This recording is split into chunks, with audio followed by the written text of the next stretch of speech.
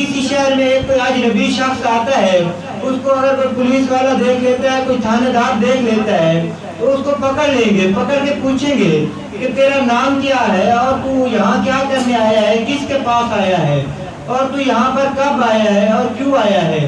اگر وہ ان سب باتوں کا جواب دے دے گا پھر تو ٹھیک ہے، اس کو چھوڑ دیں گے۔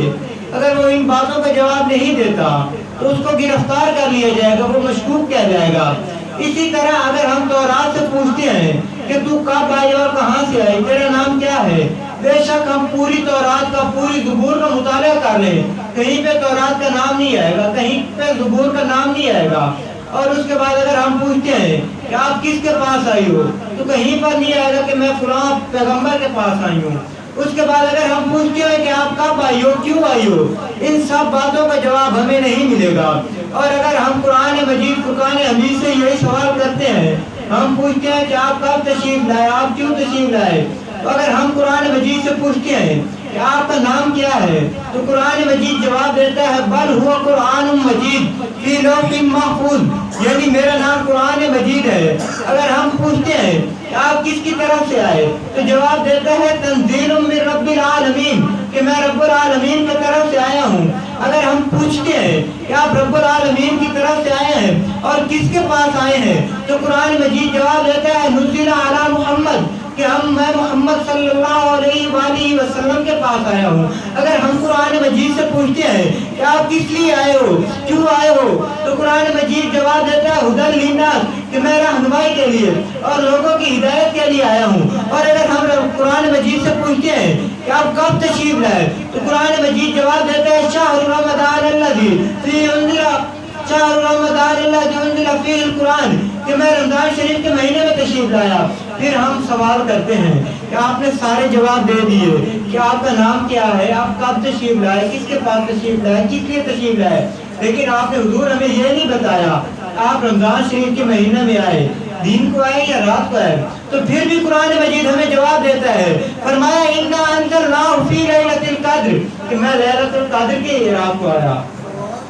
تو دوستان عزیز، اس سے ہمیں سبق ملتا ہے کہ ہمیں قرآن مجید کی زیادہ سے زیادہ تلاوت کرنی چاہیے اور اپنے بچوں کو بھی قرآن مجید کا سبق دینا چاہیے، قرآن مجید کا درس دینا چاہیے۔ اور اس کے بعد رمضان المبارک کا مہینہ ہے، یہ بابرکت مہینہ ہے، یہ رحمتوں والا مہینہ ہے، یہ صبر کا مہینہ ہے، اور صبر کا بدلہ جنت ہے۔ حدیث پاک میں جس شخص نے کسی ایک روزے دار کا روزہ افطار کرایا تو اللہ تبارک و تعالیٰ اس کو اس کے روزے جتنا ثواب عطا فرمائے گا۔ تو صحابہ کرام رضوان اللہ تعالیٰ علیہم اجمعین نے عرض کیا یا رسول اللہ، ہم میں سے ہر شخص کی اتنی طاقت نہیں ہے کہ ہم کسی کا روزہ افطار کرائیں۔ تو آقا علیہ السلام نے ارشاد فرمایا کہ جو شخص کسی روزے دار کا روزہ ایک پانی کے گھونٹ سے افطار کرائے گا تو اس کو بھی اتنا ثواب ملے گا اور اتنا اجر ملے گا۔ اور پھر فرمایا اگر کوئی شخص کسی روزے دار کو پیٹ بھر کر کھانا کھلائے گا اور پلائے گا تو اس کو حوض کوثر پہ ایک ایسا پیالہ پلایا جائے گا جام کا، تو اس کو قیامت کے دن تک، حساب و کتاب ہونے تک، جنت میں جانے تک اس کو پیاس نہیں لگے گی۔ تو دوستان عزیز، ہمیں اس مہینے میں زیادہ سے زیادہ اللہ تبارک و تعالیٰ کو یاد کرنا چاہیے اور زیادہ سے زیادہ نیکیاں کرنی چاہیے۔ اور اس رمضان المبارک کے روزے جو ہیں یہ یہاں پر فرض کیے گئے، اور حدیث پاک میں آتا ہے کہ جب رمضان المبارک کی پہلی تاریخ ہوتی ہے تو شیطان کو قید کر دیا جاتا ہے۔ جب شیطان کو قید کر دیا جاتا ہے تو پھر رمضان المبارک کے مہینے میں اگر ہم روزہ نہیں رکھیں گے تو ہم سے سوال کیا جائے گا آپ نے روزہ کیوں نہیں رکھا۔ اگر ایک بندہ نماز نہیں پڑھتا اس سے پوچھا جاتا ہے قیامت کے دن جب وہ اللہ تبارک و تعالیٰ کے سامنے پیش کیا جائے گا تو اللہ تبارک و تعالیٰ اس سے پوچھے گا تو نے نماز کیوں نہیں پڑھی، تو وہ کہہ سکتا ہے رب العالمین میں تو نماز پڑھنا چاہتا تھا مگر مجھے شیطان نے نماز نہیں پڑھنے دی، شیطان نے نماز پڑھنے سے روک لیا۔ تو ہو سکتا ہے اللہ تبارک و تعالیٰ مہربان ہے، رحیم ہے، کریم ہے، اس کو معاف کر دے، اس کو عذر قبول کر لے۔ اور اگر ایک روزہ نہیں رکھتا ایک آدمی تو اللہ تبارک و تعالیٰ جب اس سے پوچھے گا بتا تو نے روزہ کیوں نہیں رکھا، وہ کہے گا کہ یا اللہ میں تو روزہ رکھنا چاہتا تھا مگر مجھے شیطان نے روزہ نہیں رکھنا دیا۔ تو شیطان فوراً آ کر کہے گا کہ یہ غلط کہہ رہا ہے، رمضان المبارک کے مہینے میں تو قید تھا، میں نے تو اس کو نہیں روکا روزہ رکھنے سے۔ پھر اس کا کیا عذر قابل قبول نہیں होगा। अल्लाह तबारक व तआला कहेगा कि रमजान मुबारक में शैतान तो कैद था, फिर किसने तुझे रोजे रखने से रोका, फिर किस चीज ने तुझे मना किया। और हाँ, ये भी मैं आपको बताता चलूं कि ये बात सुन के कोई बंदा ये ना सोचे कि नमाज नहीं पढ़ेंगे तो बख्शे जाएंगे। ये तो मैं एक मिसाल अर्ज कर रहा हूँ। और नमाज न पढ़ना, नमाज छोड़ देना, ये भी बहुत बड़ा गुनाह है। क्योंकि कुरान मजीद में आता है कि ये जो जहन्नमी लोग हैं, ये लोगों से पूछेंगे जो जहन्नम में दूसरे होंगे, उनसे पूछेंगे कि आप जहन्नम में क्यों आए, तो वो पूछेंगे मा सलककुम फी सकर, आप जहन्नम में क्यों आए, तो वो कहेंगे लम नकु मिनल मुसल्लीन, कि हम नमाज नहीं पढ़ते थे। इसलिए दोस्तान अजीज, नमाज भी फर्ज है, हम लोगों ने नमाज भी पढ़नी है।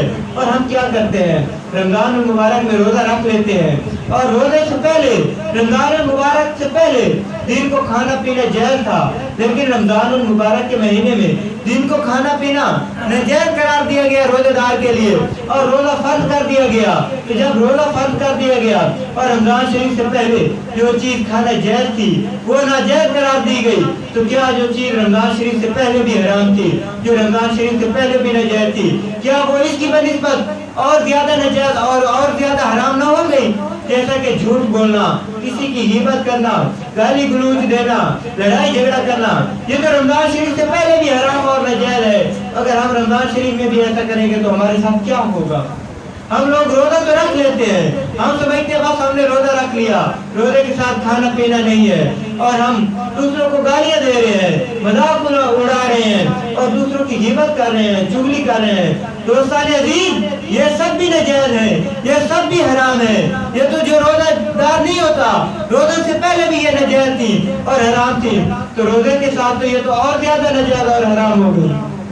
और फिर हम में से हम रोजा रख लेते हैं, रोजा रख के क्या करते हैं कुछ लोग, जनाब वाला वो होती है लूडो खेलना शुरू कर देते हैं, ताश खेल रहे होते हैं, शतरंज खेल रहे होते हैं। उनसे पूछा जाता है कि जी ये आप क्या कर रहे हैं रोजे के साथ, तो वो क्या कहते हैं जी बस हम तो ये टाइम पास कर रहे हैं रोजे के साथ। अजीब बात है, सुभान अल्लाह, किस अच्छे काम से आप रोजे के साथ टाइम पास कर रहे हैं, और टाइम भी पास कर रहे हैं शतरंज खेल से और ताश खेलने से आप टाइम पास कर रहे हैं। क्या आप तो शतरंज नहीं खेलेंगे, आप ताश नहीं खेलेंगे तो क्या टाइम पास नहीं होगा?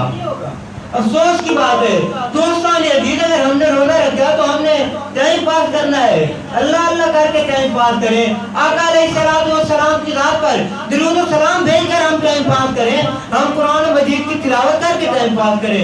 ये कैसे हम रोजे के साथ टाइम पास कर रहे हैं? सोचने की बात है, सोचने का मकाम है हमारे लिए कि हम टाइम पास कर रहे हैं तो कैसे कर रहे हैं। और जो रोजा इफ्तार कर रहे हैं तो सिनेमा में रोजा इफ्तार कर रहे हैं कि मस्जिद में नहीं पहुंच सके, जिधर बैठे हुए थे तो इधर ही रोजा इफ्तार कर लिया। और मेरे भाइयों, आपने रोजा रखा है, रोजा मस्जिद में जाके इफ्तार करो, अल्लाह तबारक व तआला आपको उसका ज्यादा अजर दे। और एक मजूसी का वाकया है कि वो अपने बेटे को मुसलमानों के शहर में, उसका बेटा जो है वो कुछ खा रहा था दिन को, तो जब उस मजूसी ने देखा ना अपने बेटे को कि वो मुसलमानों के शहर में दिन को खा रहा है, उसने अपने बेटे को मुंह के ऊपर जोरदार तमाचा मारा और उसने कहा कि तुझे पता नहीं है ये मुसलमानों का रमजान मुबारक का महीना है, मुसलमानों का रोज़ों का महीना है, तो तू दिन को खा रहा है उनके सामने। तो उसने कहा अब्बा जान आप भी तो खाते हैं दिन को। उसने कहा मैं खाता जरूर हूँ मगर मैं रोजे का और रमजान मुबारक का एहतराम करता हूँ, मैं छुप के खाता हूँ, मैं लोगों के सामने नहीं खाता। तो वो जब फौत हो गया, जब वो मर गया, तो किसी आदमी ने उसको ख्वाब में देखा कि वो जन्नत में टहल रहा है। तो उसने पूछा कि तू तो काफिर था, तू तो मजूसी था, तूने तो कलमा नहीं पढ़ा था, फिर तू जन्नत में कैसे टहल रहा है? तो उसने कहा मैंने कलमा नहीं पढ़ा था और मैं रमजान मुबारक का एहतराम करता था, बहुत ज्यादा एहतराम करता था, और एहतराम करने की वजह से जब मेरा आखिरी वक्त आया तो अल्लाह तबारक व तआला ने मुझे कलमा नसीब किया और ईमान की दौलत से माला माल किया और मैं ईमान की हालत में फौत हुआ, अल्लाह तबारक व तआला ने मुझे जन्नत अता फरमा दी। अगर एक मजूसी रमजान मुबारक का एहतराम करके जन्नत हासिल कर सकता है तो फिर हम तो मुसलमान हैं, हमारे लिए सोचने का मकाम है, हम मुसलमान हैं। अल्लाह तबारक व तआला ने हमें कितनी बड़ी शान दी है, हमें आका अलैहिस्सलाम की उम्मती पैदा फरमाया और मुसलमान के घर में पैदा फरमाया, फिर भी हम اگر نافرمان رہے پھر بھی اگر ہم اس مبارک مہینے میں ہم نیکیاں کر کے اللہ تبارک و تعالیٰ کو راضی نہ کریں، ہم اس مبارک مہینے کا احترام نہ کریں تو ہمارے لیے کیا مقام ہوگا؟ ہمیں خود سوچنا چاہیے اور زیادہ سے زیادہ اس مبارک مہینے میں قرآن مجید کی تلاوت کرنی چاہیے، زیادہ سے زیادہ استغفار کرنا چاہیے۔ اور آتا ہے کہ اس مبارک مہینے میں 4 چیزیں ضرور پکڑ لو، 4 چیزیں تمہارے لیے بہت ضروری ہیں۔ وہ 4 چیزیں کیا ہیں؟ 2 چیزیں اللہ تبارک و تعالیٰ کے لیے اور 2 چیزیں تمہارے لیے۔ 2 چیزیں یہ ہیں، ایک تو کلمہ طیبہ کا زیادہ سے زیادہ ذکر کرو، اور دوسری چیز یہ ہے کہ استغفار زیادہ سے زیادہ پڑھو، یہ ہے اللہ تبارک و تعالیٰ اس سے خوش ہوگا۔ اور دوسری 2 چیزیں ہیں، وہ یہ ہے کہ جنت کی طلب کرو اور دوزخ سے پناہ مانگو، یہ ہمارے لیے ہے، اس کے بغیر ہمارا کوئی چارہ ہی نہیں ہے۔ تو دوستان عزیز، اللہ تبارک و تعالیٰ سے دعا ہے کہ اللہ تبارک و تعالیٰ اس ماہ مبارک میں ہمیں زیادہ سے زیادہ اس ماہ مبارک کا احترام کرنے اور اللہ تبارک و تعالیٰ کو راضی کرنے کی ہمیں توفیق عطا فرمائے، اور زیادہ سے زیادہ عبادات کرنے کی توفیق عطا فرمائے۔